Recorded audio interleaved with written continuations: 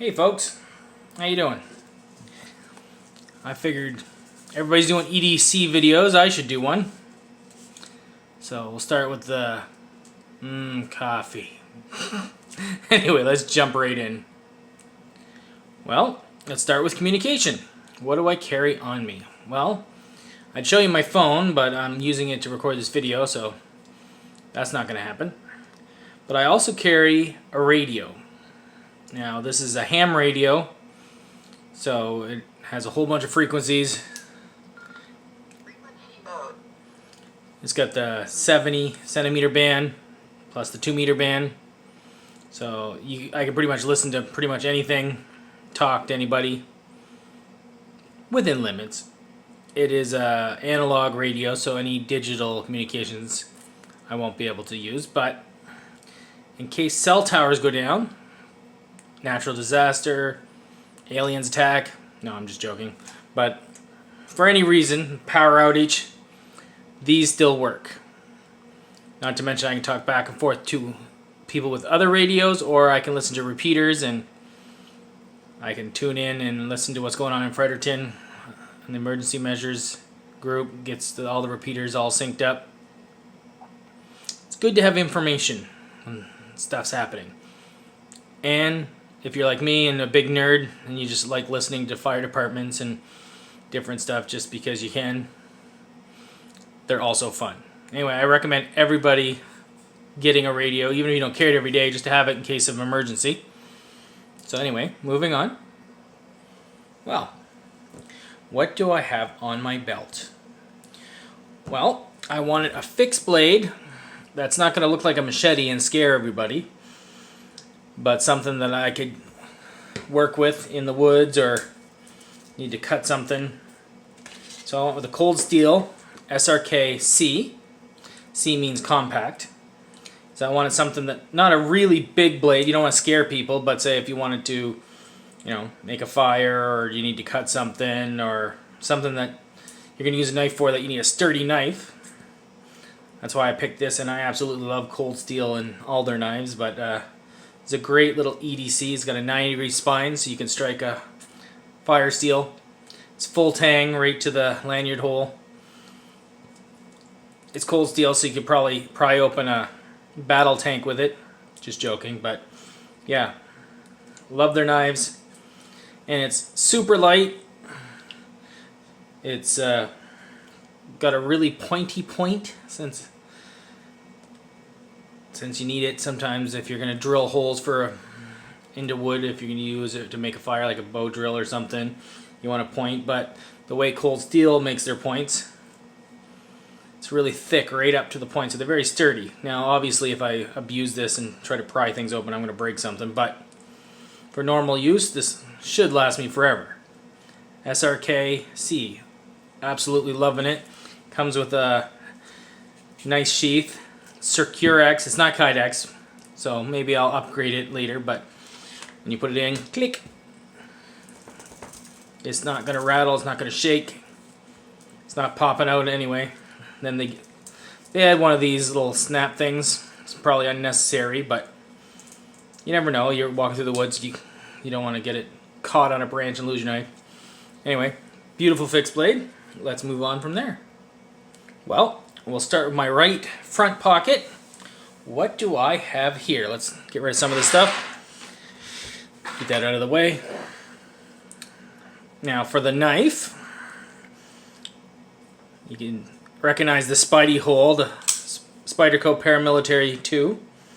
It's a beautiful knife, unless you're talking about the looks, because it is kind of ugly, and there's a few of my friends that love them and hate them at the same time, and yeah, it kind of does look like some weird crocodile head. But anyway, yeah, for a knife I wanted something that would slice. I could cut things from boxes, containers open, to do really fine knife work. In the Spyderco, as you can see, is really flat ground, perfectly from the tip all the way to the back. There's no thumb stud in the way, so you can make a really good job slicing everything from food prep to, well, you name it. So that's why I picked the Spyderco. Not to mention it's cool because it has this cool locking mechanism here, the compression lock, so your fingers don't even have to be in front of the blade when you close it. Anyway, I love them. What is this? Well, a little tiny pry bar, yeah, I can learn how to speak English first. Pry bar, you'd think, why the heck would you have something like this? Well, I have used this, well, I can't even remember how many times. It's got a bottle opener. I've never used that yet, but I've used this pry. I've lifted nails, I've taken things apart. I've locked my keys in my car once, and I actually was able to pry open the door enough to get a coat hanger in there. With this, it's got a Phillips screwdriver head, the one thing that I haven't used yet, but apparently if I need it, it's there. Anyway, it's great. It hides in your pocket, you don't even feel it, so I throw that in my front right pocket along with my flashlight. It's from Olight. I'll let you see, zoom in there a little bit so you can see what model. The IR2 EOS, I think is how you pronounce it. Micro USB if you want to charge it. It's pretty bright, and then it has the turbo mode. Just the 2 modes, that's all you need. And it's tiny. You shove that in your pocket. The only reason I have a lanyard on it is so I can find it in my pocket and pull it out and not drop it. But it's great. Love Olight. Great lights. Second Olight in my pocket. This is the i3 UV EOS. It's pretty much a forensic light. It's a black light. Allows you to see things on sheets in your hotel room that you can't with your naked eye. Or if you're like me, kind of a big nerd and you like to shine on everything and see what's there just for fun. Anyway, for fun, I keep this in my pocket. Now, for a bigger light, my main flashlight, of course, Olight, it is the S2R baton. It's a perfect size for me because it fits in your hand. It's made of aircraft aluminum, so you're not going to break it. And it charges with a plate that magnets on. You plug that in. Or you can use this to stick it on any metal surface so you don't have to hold it in your hand. It's got a whole bunch of settings, anywhere from 1 lumen all the way up to 1200 lumens. And then you can lock it out, that way you don't catch yourself on fire.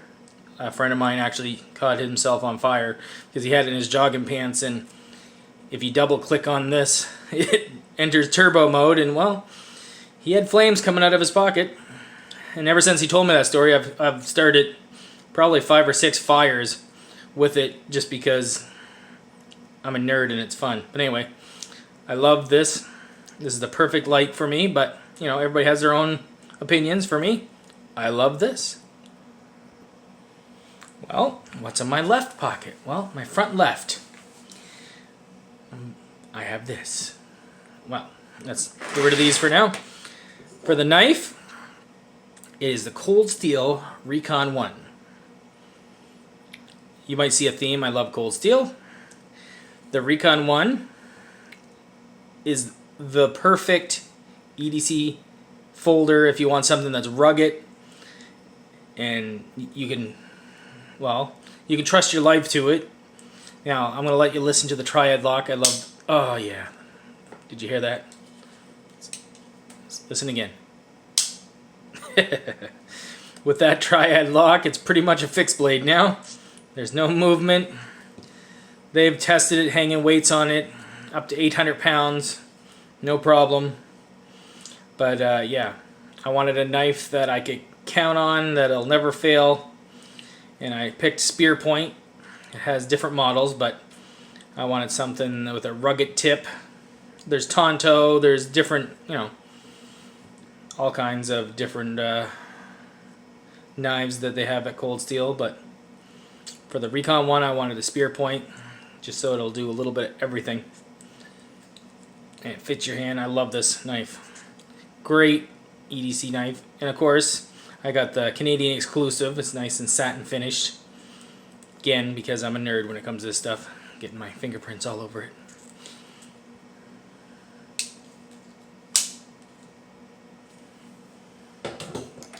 Second knife in my pocket. Swiss Army knife Cadet. I do believe it's the Cadet. It's got the little knife, stereotypical big knife. Now for the fun part, I got a screwdriver, or a pry bar I guess, bottle opener, and the one tool I actually use the most is this can opener. I've opened so many cans. If I was opening something for lunch and I couldn't find the can opener, or if I was at work, works great. Very handy little tool. Of course it has the toothpick and the tweezers, which I have never used in my life, but they're there.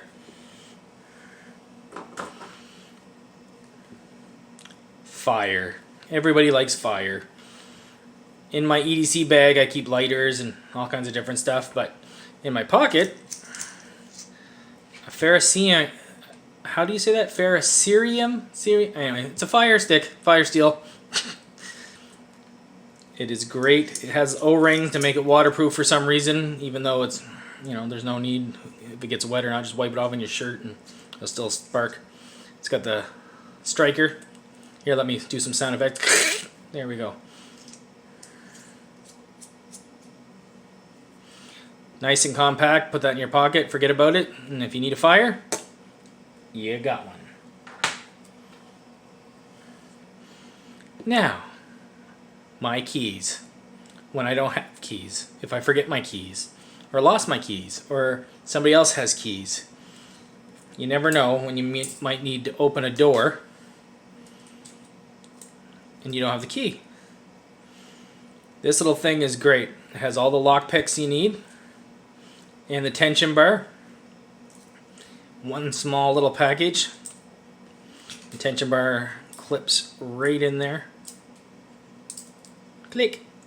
Fits in the bottom of your pocket. You don't even feel it. It's nice and light. It's great when you need to open something and you forgot your keys. Or if you're like me and you're a big nerd and you just like to open things without keys because, well, just because. Well, that was my EDC. I have car keys and different things that I keep in my bag, but in my pockets, that's what I have. For a watch now, I trust my timekeeping to G-Shock. It's solar powered and you'll never need to change the battery. I just like them. They're acquired taste. All I know is if I blow up from something, my wrist will be okay because they're bomb proof. How does it help me? I don't know, but like I said earlier, I'm a nerd and it makes me happy. Anyway, you guys have a wonderful night or day, depends on when you're watching this video. Bye now.